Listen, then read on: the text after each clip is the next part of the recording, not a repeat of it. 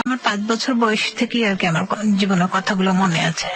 তো আমরা হাজারীবাগ বোরহানপুর লেনে ভাড়া থাকতাম। তো সেখানে বিশাল বড় একটা বাড়ি, ঠিক বস্তিও বলা চলে না, আবার বিল্ডিংও না। বাবা কি করতেন? বাবা রিক্সা চালায়। আচ্ছা।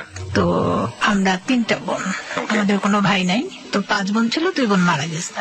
আমি মেঝো, আর আমার ছোট একটা বড় একটা। তো ছোটবেলা থেকে ওই বাসাতে ভালোই মানে বাবা রিক্সা চালায়, যেহেতু অত তো আর ভালো থাকা যায় না, তো বেড়ার রুম নিয়ে আমরা থাকতাম। আশেপাশের পরিবেশটাও তো ওরকম খুব নোংরা ছিল, তো নোংরার মধ্যে থেকে যা শিখা আর কি, ওই সেরকমই লেখাপড়া। তো আর বাবা মা ওইগুলোও কখনো বই হাতে দেয়নি। তো ওই সময়ের আমার বাবা ম্যাট্রিক পাস, অল ফ্যামিলি আমাদের শিক্ষিত। ম্যাট্রিক পাস হয়ে সে ওই সময় রিক্সা চালায়, মানে সে যখন বরিশাল থেকে ঢাকা আসে তখন আর কি সে অন্য কোনো কিছু চেনে না। তো 2-1জনকে ধরছে যে আমাকে একটা কাজ টাজ ঠিক করে দাও, তখন রিক্সা চালকদের ধরছে, ওই নিয়ে রিক্সা চালানো ওটা শিখেছে। তারপর সে আর ওইটাকে ছাড়তে পারেনি, মানে ওইটাই পেশা হিসেবে নিয়ে নিছে। তো ভালোই দিন যাচ্ছে। বড় বোন আমার 3 বছরের বড়, ছোটটা আমার 4 বছরের ছোট। তো ছোটটা একদম ছোট্ট বাবু। তো পাশে একটা টিচার ছিল, আমাদের আশেপাশে যতগুলো বাচ্চা ছিল ওদেরকে পড়াইতো। তো আমার খুব শখ যে আমি পড়বো। তো আদর্শলিপি বই নিয়ে ওনার কাছে গেলে উনি বলে দিত যে এটা পড়ো, এরকম এরকম। তো তখন টাকা টুকা নিত না, আর আব্বা তো টাকা দিতে পারতো না, কারণ সেরকম নাই। তো স্যারের একটা খুব খারাপ অভ্যাস ছিল, তখন তার বুঝতাম না, 5 বছরের একটা ছোট্ট বাবু আর কি বোঝে, এখন যেটা বুঝি। তো সে সবসময় হাতটা তার গায়ে নিয়ে কেমন যেন, মানে তার গোপন গোপন স্থানে হাতটা আমার রাখতো। মানে স্যার যে স্যারের কাছে আমি পড়তে যেতাম। তো ওখানে আমরা একসাথে প্রায় 6-7টা বাচ্চা একসাথে পড়তাম। তার মধ্যে বড় হচ্ছে আমার বড়। না, আমি জাস্ট আদর্শলিপি বই পড়ি। তো সবসময় দেখা যেত যে স্যারের কথা মতো চলতো তাকে খুব ভালো আদর করতো, পড়াটা ভালো দেখাইতো, আর যে স্যারের কথা না শুনতো তাকে ধরে মাইর দিত। তো এরকম করতো। তখন আসলে এটাও বুঝি না কেন স্যার এরকম করছে, হাতটা নিয়ে সবসময় ওনার মানে গায়ে এরকম, মানে খুব খারাপ পরিস্থিতি। তো তখন এটা বুঝি না, আমি কিছুই মনে করতাম না। তো এই জিনিসটা আমার বড় বোন, যেহেতু আমার বড়, সে আর কি এটা বুঝতো। তো বুঝতে বলে না, আপা ওইখানে পড়তে যাইতো না। আপা যখনই স্যার আসতো তখনই মানে অন্যান্য কাজকাম করা, সংসারের কাজকাম করার দিকে চলে যেত। আমার চুরির ভাটি আছে না, চুরির ভাটিতে কাজ করতো। আমার ছোট বোনটাকে নিয়ে চুরির ভাটিতে চলে যেত, আর বাবা কাজে চলে যেত, 2টা বোনই ঘরে থাকতাম। তো এরকম করতে করতে এই সময় অনেকটাই চলে গেল। আস্তে আস্তে আমি ওই একটু একটু পরে, আমি যখন স্যারকে তো আর কিছু বলতাম না, তো স্যারের জন্য আমাকেও কিছু বলতো না, আমাকে পড়াতো। তো এরকম করে করে প্রায় বছর খানিক চলে গেছে। তো স্যারও বিয়ে শাদী করে চলে গেছে, আমরা ওই বাসাটা ছেড়ে অন্য বাসায় চলে আসছি। তো হাজারীবাগ তরুণ সংঘ স্কুলে আম্মা আমাকে ভর্তি করাই দিল। যখন 7 বছর বয়স তখন অনেক ভর্তি করাইলো এই স্কুলে। তো বড় আপার তখন 11 বছর বয়স, বড় আপাকে বিয়ের জন্য বিয়ে দিবে সেই আলোচনা হচ্ছে।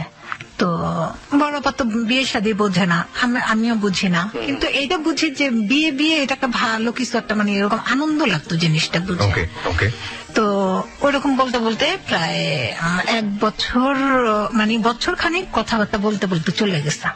পরে 12 বছর বয়সে বড় আপাকে বিয়ে দিয়ে দিল। পরে আমার আবার ওইখানে আমার একটা খালাতো ভাই আছে, ওনাকে দেখলে আমার খুব ভালো লাগতো, কিন্তু বুঝি না। হ্যাঁ, ওনাকে দেখলে মানে আমার অনেক বড় আপারও বড়, কিন্তু ওনাকে দেখলে আমার খুব ভালো লাগতো, মানে ভালো লাগার জিনিসটা বুঝতাম। তো যেহেতু ক্লাস 1-এ পড়ি, সেহেতু ওই নামটা লিখতে পারি বা ভালো লাগে, সেই জিনিসগুলো লিখে লিখে দেখা যায় যে যেখানে সেখানে লিখে রাখি, মানে ওনার নামও লিখে। হ্যাঁ, যেখানে সেখানে লিখে রাখি। তো এরকম করতে করতে অনেক দিনই, প্রায় বছর 2 চলে গেছে। কিন্তু ওরা থাকে মিরপুরে। তো মাঝে মাঝে আমাদের বাসায় বেড়াতে আসলে আমার যে যতক্ষণ থাকে ততক্ষণে ভালো লাগে।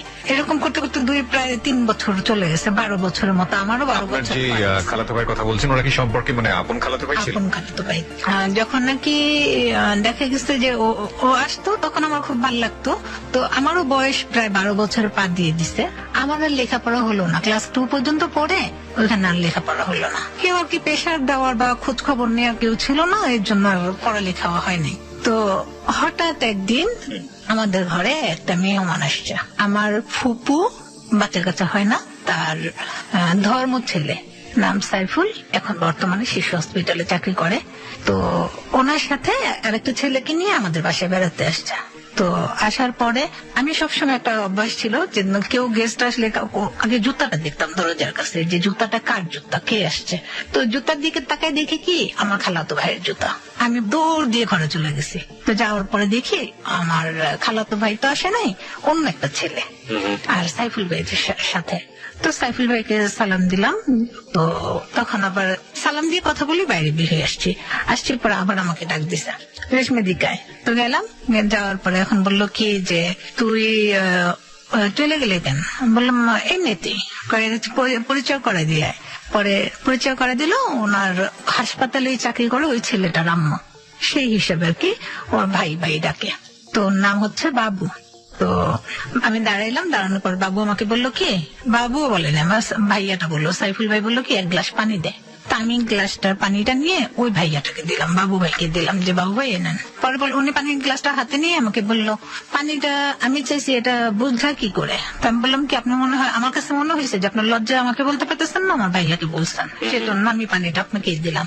পরে হাসিয়া দিয়ে বললো কি হ্যাঁ পানিটা আমি চাইছি। তো পানিটাও খাইলো।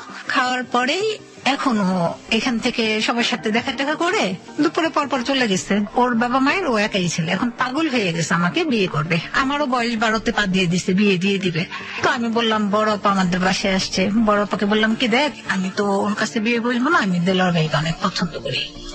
আমার খালাতো ভাই যে, তার কথাটা বললাম, আমি দেলোয়ার ভাইকে অনেক পছন্দ করি, আমি যদি বিয়ে করি ওনাকেই বিয়ে করবো। তো বাবা মা ফ্যামিলিগত সবাই এটা ব্যাপারটা জানাজানি হয়ে গেল, কিন্তু কেউ এখানে একমত না।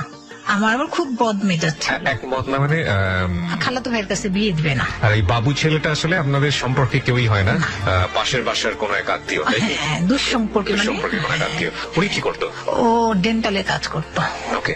তো ওনাকে দেখে তো আমার পছন্দই হয়নি। তারপর দ্বিতীয়ত আমি তো ছোটবেলা থেকেই যেহেতু ওনাকে দেখলে আমার ভালো লাগে, সেজন্য আমার ভাইয়ের দিকে আমি দুর্বল। তো আমার ফ্যামিলিগত কেউ সবাই একই কথা, আমার বদ মেজাজ। তারপর আমার খালারও খুব রাগ, তাহলে দুই রাগই এক জায়গায় টিকতে পারবে না, এর জন্য না করে দিল, দিবে না। তো দিবে না, যাই হোক দিবে না। তো এই বাবুর সাথে আমাকে এক কথায় বুঝাই শোনায় সবাই বিয়ে দিয়ে দিল। তখন আমি একবারেই ছোট, কিছুই বুঝি না, মানে বিয়ে জিনিসটা বুঝি যে বিয়ে হচ্ছে আমার, কিন্তু আসলে আর কিছুই বুঝি না। তো বিয়ে দিয়ে দিল। তো আমি ছোট, এর জন্য বাবা মার কথা হচ্ছে যে 2 বছর পর ছাড়া দেওয়া যাবে না এই মেয়ে, ঘরেই রেখে দিব। তো ওরা বিয়ে শাদী করে ওদের বাসায় ওরা চলে গেছে, আমার বাসায় আমি আসছি। ওই সপ্তাহ মানে যে সপ্তাহ বিয়ে হয়েছে তারপরের সপ্তাহ ও একদিন আসছে, আইসা বলতেছে কি আমার আম্মাকে বলতেছে যে আম্মা আমি ওকে নিয়ে একটু ঘুরতে যাই। তো আম্মা বললো কি ঘুরতে যাবা, যাও। নিয়ে গেছে, নিয়ে ওর আবার বাসা ছিল শ্যামলী, একটা বস্তি ছিল শিশু হাসপাতালের অপোজিট, একটা বস্তি ছিল, বিশাল বড় একটা বস্তি ছিল, এখন নাই অবশ্য। তখন ওই বস্তিতে ওরা থাকতো। আমি কিন্তু এটা জানি না যে ওরা বস্তিতে থাকে। তো আমাকে ঘুরতে নিয়ে গেল, ঘুরতে নিয়ে যাওয়ার পরে শ্যামলী সিনেমা হলে নিয়ে এসে একটা সিনেমা দেখাইলো। দেখানোর পরে ওইখান থেকে ওদের বাসায় নিয়ে গেল। যাওয়ার পরে ওই বস্তির যত লোকজন ছিল সবাই এসে আমাকে দেখে ভিড় করে ফেলছে, মানে সবাই আর কি মিষ্টি মুষ্টি খাওয়ালো। তারপর পরে আমি বললাম কি এখন আমাকে রাইখে দিবে, আমাকে আর বাসায় আসতে দিবে না। আমি বললাম না আমি তো থাকবো না। তো ও বুঝাই শুনে সেদিন ডাকলো আমাকে, রাখার পর বাসায় আবার খবর পাঠাই দিল সাইফুল ভাইয়াকে দিয়ে যে ওকে আজকে দেওয়া যাবে না। মানে এখানে কিন্তু বেড়ানোর উসিলা দিয়ে আমাকে নিয়ে এসে পড়লো এইভাবে। তো এখানে 3 দিন রাখলো, তারপর আবার বাসায় দিয়ে আসলো। তখন আব্বা আম্মা বললো যে যেখানে 2 বছর পর উঠাই দেওয়ার কথা বললাম সেখানে যখন আগেই নিয়ে গেছে তাহলে এখানে তার উঠাই দেওয়ার কিছু থাকে না। তো বউ নিয়ে যাক, ওর বউ নিয়ে যাক, ও যখন নিয়ে যাওয়ার ইচ্ছা তো তাই করলো। আমাকে এভাবে নিয়ে গেল পরে ওদের বাসায় 3টা রুম, একটা রুম ভাড়া দিয়ে দিছে বস্তির মধ্যে, মানে 3টা রুম ওরা আলাদা করে নিছে। তো একটা রুম ভাড়া দেয়, একটা রুম ওর বাবা মা থাকে, ওই কর্নার রুমটা ভাঙা। আর একটা সাইড দিয়ে আমি গেছি বলে আর কি আমি বাইরে যেতে পারবো না, এর জন্য আমার জন্য ছোট্ট একটু জায়গার মধ্যে একটা টয়লেট, একটা গোসলখানা, সবকিছু সুন্দর মনে করে দিচ্ছে বেড়া দিয়ে। তো ওইখানে আমি ভালোই ছিলাম, সবার সাথে ভালো সুন্দর মিশে গেছি, ছোট মানুষ সবাই আদর করে, আমি ওখানে মিশে গেছি। আর বাবুর 2টা বোনের মধ্যে একটা বোনের গার্মেন্টস এর চাকরি করতো, ওর আবার একটা ছোট ছেলে ছিল। তো ওই ছেলেটা আবার আমাকে মামি মামি বলে জান দিয়ে দিত, খুব ভালোবাসতো। তা আমিও সবাই বাসা থেকে চলে গেলে ওর সাথে খেলতাম, ওরে নিয়ে ঘুমায় থাকতাম। তো একদিন দুপুরের পরে খাওয়া দাওয়ার পরে ওকে খাওয়া দাওয়া করাইছি, বাবুর বোনের বাচ্চাটা খাওয়া দাওয়া করে বলতেছে কি তুই না আমার সাথে আজকে ঘুমা। ওকে নিয়ে আমি ঘুমাই আছি। তো আমার শ্বশুর আমি যাওয়ার পরে একটা রুম যেহেতু আমাদের, মাঝখানে একটা বেড়া দিয়ে পার্টিশন করে, ওরা এই পাশের খাটে থাকে আমি এই পাশের খাটে থাকি। তো প্রায় মাগরিবের আজান দিয়ে দিছে, তখন আমার শ্বশুর বলতেছে আমার খুব পেটে ব্যথা করতেছে। তো যখন এটা বললাম, বললাম কি হয়েছে আব্বা, গ্যাস হয়েছে আপনার? পরে বলতেছে না, আমার নাভির গোড়া খুব ব্যথা করতেছে। আমি বললাম আচ্ছা ঠিক আছে, তাইলে আমি আপনার লবণ দিই, পানি দিই, আদা দিই, একটু চাবায় খান, মানে যা বুঝতেছি তাই বলতেছি। পরে বলতেছি কি না তুমি না আমার একটু তেল মালিশ করে দাও। আমি বললাম আচ্ছা ঠিক আছে। আমার আব্বা যখন কাজের থেকে আসতো তখন তো আমি হাতে পায়ে মাথায় তেল দিয়ে দিতাম। আমার ওই চিন্তাধারাটা, সেও তো আমার বাবাই, শ্বশুর তাতে কি হয়েছে। আমি একটু তেল নিয়ে তার নাভির গোড়ে দিয়ে এরকম হাত দিয়ে এরকম ডলে ডলে দিচ্ছি। দেওয়ার পর বললাম কি আব্বা আপনি এখানে ঘুমান, একটু ভালো লাগতেছে? আমার বল কি হ্যাঁ ভালো লাগতেছে। আমি বললাম আপনি এখানে ঘুমান, আমি ওই আমার ননদের ছেলেটার কথা বলতেছি যে ও ঘুমাই আসছে ওখানে একা, আমি ওখানে ওর সাথে যাই, নাহলে ও আবার একা থাকলে ঘুম থেকে উঠাচ্ছি খেয়ে দিব। পর বলতেছে কি আচ্ছা যাও। আমি না বাবুকে নিয়ে এখানে শুয়ে গেছি, ছোট বাবুকে নিয়ে শুয়ে গেছি, আর ও আমার শ্বশুর আমার পিছন থেকে যে আমার মানে ডাইরেক্ট যে এসে আমার গায়ে হাত দিয়ে দিছে। তখন আমি লাফ দিয়ে উঠে বসছি, বসে আমি তো সাথে সাথে বললাম যে আব্বা আপনি এখানে কি করতে আসেন, আপনি ঘর থেকে বাইর হন, এখন যদি আপনি ঘর থেকে না বাইর হন তাহলে আমি ঘর থেকে বাইরে হয়ে যাবো।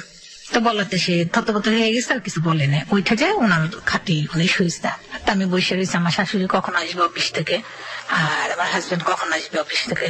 আসার পরে তো বাসাতে আলটিমেটলি আপনি আপনার শ্বশুর ছাড়া কেউ থাকতো না, সবাই কাজে যেত। সবাই কাজে। তো আমি ধমক দেওয়াতে, আমি বলাতে যে আজকে আসুক, আপনার ছেলে আসুক, আজকে এটার বিচার হবে। তো বলাতে উনি ওই রুমে গেছে, ওই রুমে যে মানে ওই খাটে চলে গেছে, আমার খাট থেকে ওই খাটে চলে গেছে। তা আমি এভাবে বসে আছি, খুব রাগে, মানে খুব রাগারাগি করতেছি একা একাই। তো আমার হাজবেন্ড আসছে, আসার পরে আমার শাশুড়ি আসছে, দুজনকে আমি বললাম এখানে আমার 1 মিনিট থাকা সম্ভব না, এখানে আমি আর থাকবো না। কেন থাকবে না? এই ঘটনা। দুজনকে সামনাসামনি বললেন? এখানে আমার শাশুড়িও বসা, আমার শ্বশুরও বসা, আমার হাজবেন্ডও বসা, যে উনি আজকে এই ধরনের কাজ, এইরকম কাজ করছে। আমি তাকে বাবার মতো জানি, তাকে আজ পর্যন্ত কখনো আমি অসম্মান করি নাই। আসছে পর থেকে সে যেইভাবে বলে আমাকে মা মা ডাকে, আমিও তাকে বাবা বাবা ডাকি। তাহলে উনি আজকে এই কাজটা কেন করলো? এই কাজটা আজকে সে এই কাজটা করছে, কালকে তো আরেকটা করতে পারবে। আমার শাশুড়ি তখন কান্না করে দিল লজ্জায়। আমার শাশুড়ি কান্না করে দিয়ে বললো কি তো মানুষ না, ও সারা জীবন আমাকে দুঃখ দিচ্ছে, সারা জীবন আমাকে একটার পর একটা রেখা বিয়ে করছে, এখন ছেলের বোর দিকে চোখ দিছে, তো ও তো ওর ভিতরে মানুষের কোনো রুহ নাই। ওই সময়টা তোমার শ্বশুর কি বলছিল? ও কোনো কথাই বলছে, একদম মাটির দিকে নিচে তাকায় আছে, নিচে তাকায় কোনো কথা বলতেছে না। কিন্তু কিছুতেই আমার মন ভরতেছে না, আমার কথা আমি এখানে আর এক মুহূর্ত থাকবো না, মানে থাকবোই না। তো এটা নিয়ে বিচার হবে, আমি থাকবো না কেন? ভুল হয়ে গেছে, এটা ভুল কইরা ফেলছে, এখন এই ভুল সংশোধন এটাই, এখানে থাকতেই হবে। যেহেতু বিয়ে হয়ে গেছে, তুমি তো এমন না যে অন্য কোনো ভুল হয়ে গেছে, ভুল মাপ চাইলে মাপ পাওয়া যায়। তা আমার জিদ, আমি থাকবো না। তা আমার ননাসটা, যার বাচ্চাটাকে আমি পালতাম, ওনাকে ডাকাইলো, ওনার হাজবেন্ডকে ডাকাইলো, আমার বাবাকে ডাকাইলো। ডাকানোর পরে বিচার হইলো। আমার বাবা ভরা মজলিসে যখন নাকি অনেক লোকজন ছিল, তার মধ্যে থেকে আমি যখন শুধু বলছি যে আমার গায়ে হাত দিচ্ছে কেন, এই কথা বলতে দেরি আমার বাবার চেয়ারটা উঠায় আমার গায়ের উপর ঢিলা মেরে মারছে, মার দিল, সবার সামনে মারলো। তুই কোনো কথাই বলবি না এখানে। আব্বার তো মানে রাগে কেন মারছে সেটা আমি আজও বলতে পারবো না। আমি কে তোর শ্বশুরকে? তো আমি বললাম আমি তো এইটাই ভাবছিলাম, কিন্তু উনি যে এত খারাপ সেটা তো আমি জানি না। তারপর ওই ননাসের জামাইটা বলল যে প্রথমবার ভুল হয়ে গেছে, যদি কোনো দিনের পরে এই ধরনের কোনো কাজ করে তাহলে ওনার মেয়েকে, মানে সবার সামনেই বলতেছে, ওনার মেয়েকে ছাইড়া দিয়া আমি তোমাকে নিয়ে যাব। তারপরে বলার পরে এরকম একটা মীমাংসা করে দিল। আমি বললাম না, আমি বাড়িতে থাকবোই না, আমাকে রুম নিয়ে আলাদা বাসায় নিয়ে যেতে হবে, আমি ওনার সামনে আর থাকবো না। ওকে, না আপনার জামাই কি বলছিল? বাবা মায়ের একটাই ছেলে, ও কোনো কথাই বলতে পারতেছে না, বাবা মায়ের ফালায় রেখা চলে যাবে। আমি তো ফালায় রেখা যেতে বলি না, আমি তো বলি যে আমার নিয়ে আলাদা রাখো। ও কিছু বলতে পারতেছে না। তো আমার ননদের জামাইটা বললো যে ঠিক আছে, তোমার যখন এই বাড়িতে থাকাটা এতই অসহ্য করা হয়ে গেছে, তাইলে আমরা এসে পড়ি এই রুমে, তুমি যাও আমার রুমে। ওই বাসায় নিয়ে গেল, ঠিক আছে আমি তাই রাজি হইলাম। ওই বাসায় যাওয়ার পরে 1 সপ্তাহ ওই বাসায় রাখার পরে 1 সপ্তাহ পর সে আবার নতুন করে এই বাসায় চলে আসলো। মানে হ্যাঁ, ননাসের জামাই ননাসের ওদের রুমে ওরা চলে গেল, আমাদের রুমে আমাদেরকে দিয়ে দিল, মানে আবার সেই একই অবস্থা। কিন্তু এখন সকাল সন্ধ্যা শুধু একটা মাথার ভিতরে কাজ করে। আমি একটা জায়গায় বসতেছি, আমার গায়ে মাথায় সবসময় মাথায় কাপড় থাকতে পারে না, উনি যখন তখন একটা দুর্ঘটনা ঘটাই দিবে। তখন আমি কিন্তু ঘুরে ঘুরে আমার ওই একই কথাই মাথায় কাজ করে, কখন যেন আবার আসে, কখন যেন আবার আসে, এই কাজ করে। কিন্তু আমার কিছুতেই আমার বাসা থেকেও আমাকে কেউ নিয়ে যাবে না, কোথাও কেউ কোনো কিছু করবে না। আমাকে কেন জানি ওই বাসায় থাকতে ইচ্ছা করলো না। তা আমি কি করবো, আমি বাসায় আসতে চাইলাম, আমাকে বাসায় দিবে না। আমার হাজবেন্ড আমাকে বাসায় একেবারেই দিবে না, না যাওয়া যাবে না।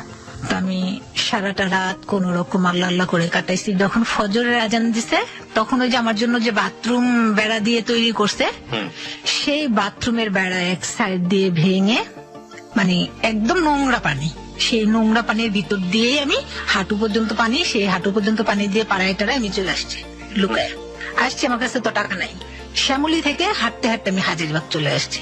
হাজারিবাগ আসছি, হাজারিবাগ আইসা এখন যে আমাদের ঘরে যাব সেটাও যাইতে পারতেছি না, কারণ বাবা মা তো সহজ ভাবে নিবে না, তুই কেন আসছিস না বইলা। ভয়ে সেখানে লুকায় লুকায় থাকলাম, আশেপাশে রুমে রুমে থাকলাম। থাকার পরে ওইখান থেকে পালাইয়া মিরপুর 12 নম্বর চলে গেলাম। মানে কোথায় যাচ্ছেন আপনি কি জানেন? না, আমি এইটা জানি যে আমি মিরপুর 12 নম্বর, আমার এক ওই যে খালাতো ভাই বললাম না, খালাতো ভাইয়ের একটা বড় ভাই আছে, আমার খালাতো ভাই খোকন ভাই, খোকন ভাইয়ের বন্ধুর বাড়ি আছে একটা মিরপুর 12 নম্বরে। একবার আমাকে ছোটবেলা নিয়ে গেছিল বাড়িতে, তো ওই বাড়িতে আমি যাই উঠবো, কারণ তার আমাকে অনেক আদর করছিল, এটা আমার মনে আছে। তো ওই বাড়ির উদ্দেশ্যে আর কি রওনা হয়েছি। তো ঠিক ওই বাড়িতেই গেলাম। ওই বাড়িতে গেছি, যাওয়ার পরে খালাম্মাটা আমাকে ঘরে রাখলো, খুব আদর যত্ন করলো। এই দিক দিয়ে পুরো এলাকা ছড়াই গেছে, আমাকে খুঁজতেছে, পাইতেছে না কোথাও। আমার হাজবেন্ডের চিন্তাধারা কোনটা, যে সবাই জানে যে ওই যে দেলোয়ারের পছন্দ করি, আমি বোধহয় দেলোয়ারের সাথে পালাই গেছি। ওকে ওকে, ওরা সবাই চিন্তা করতেছে এটা, কিন্তু আসলে তো আমি যাইনি, আমি গেছি অন্য আরেক বাড়িতে। তো ওইখানে ওরা যায় মিরপুর, মানে আমার খালার বাসা, পুরো তন্ন তন্ন ঘর টর এলাকা সব খোঁজাখুঁজি করছে। দেখ আমার ভাই তো বাসায় আসছে, আমি তো আসলে ওই বাসা নাই। তো ওরাও তখন জানলো যে আমি ওদের বাসা থেকে পালাই গেছি। ওকে, তো যে বাসাটা যে উঠছি ওই বাসা আমি 1 সপ্তাহ ছিলাম।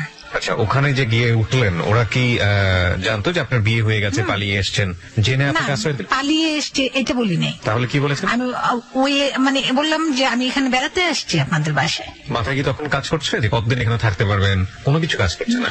ওকে, জাস্ট এমনি চলে গেছে। যেভাবে হোক আমার একটু রিলিফ দরকার, যেভাবে হোক আমি বাঁচতে চাই জায়গাটা। ওখানে আমার মানে ওখানে শ্বশুরের ওই জায়গাটাতে কি ভয় লাগছিল আপনার? আমার ওখানে ভয় লাগছিল, আর মনে হচ্ছিল কি অস্বস্তি কোন এক সময় সে দৌড়ায় মানে একটা ওনাকে দেখলে কেমন যেন আমার রাগ উঠতো, ওনাকে দেখলে আমার ইচ্ছা করতো ওনাকে আমি মারি, ওনাকে দেখলে আমার খুব মানে খারাপ লাগতো। বুঝতে পেরেছি। ওনাকে আমার সহ্য হতো না। তো ও খালাম্মার বাসাটা যখন, ওনার তো ওই যে বাচ্চা কাচ্চা 4টা ছেলে না, তার মধ্যে 3 নম্বর ছেলেটা অনেক বদ। আরো অন্যান্য লোকজন ওনাদের ঘরে, ওই যে মেয়েরা চাকরি করে, একজনের ঘরে থাকে, মেস বলে সেটাকে, ওই মেয়ে মেস রাখতো আর কি, ঘরের মধ্যে 4-5টা মেয়ে রাখতো। তো এখন তো খাটের উপরে জায়গা নাই, আমাকে ফ্লোরে বিছানা দিছে ওই মেয়েদের সাথে। এখন সেই 3 নম্বর ছেলেটা রাত্রের বেলা এসে দেখে আমার মাথার মধ্যে এরকম হাতাইতেছে। তো হাতাইতেছে, তখন আমি হাত এরকম ধরছি, ধরানোর পরে কে বলে চিল্লানি দিছি, তখন খালাম্মা বাতি জ্বালাইতে উঠতেছে, ও বোধহয় টের পাইছে নাকি, ও আমার হাত জ্বালা দিয়ে চলে গেছে, যে ওর জায়গায় শুয়েছে। এখন দেখলাম যে কি আশ্চর্য, খালাম্মা লাইট জ্বালাইলো, কাউরে দেখি না, কিন্তু ওর দিকে তাকায় আমি বুঝতে পারছি যে ওই এই কাজটা করছে। আমার মাথায় হাত দিছে। ছেলেদের ভিতরে আপনি শুয়েছিলেন? না, তাহলে আমরা তো 4-5টা মেয়ে। হ্যাঁ, একই রুমে, মানে রুমের বিষয়। ছেলেটা আসলো কোথা থেকে? ওদের ওই যে পাশে একই ফ্লোরে সবাই আছে, কিন্তু আলাদা করা খাটে, ওরা খাটে, ওই পাশে খাটে, ওই পাশে খাট, মাঝখানে আমরা শুয়ে আছি সবাই।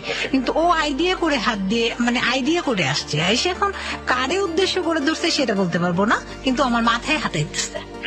আমি সেখান থেকে পরের দিন ভাবলাম যে এখানে তো থাকা আমার জন্য মোটেও সম্ভব না, কারণ কিসের জন্য, এক বিপদ থেকে আসছি এখানে, এখন সেই আরেক বিপদ এখানে আবার। এখন আমার আবার ও কখন কি করে ঠিক আছে নাকি, সেখান থেকে আবার কি করলাম, চলে আসলাম। ওইখান থেকে বাসায় চলে আসলাম।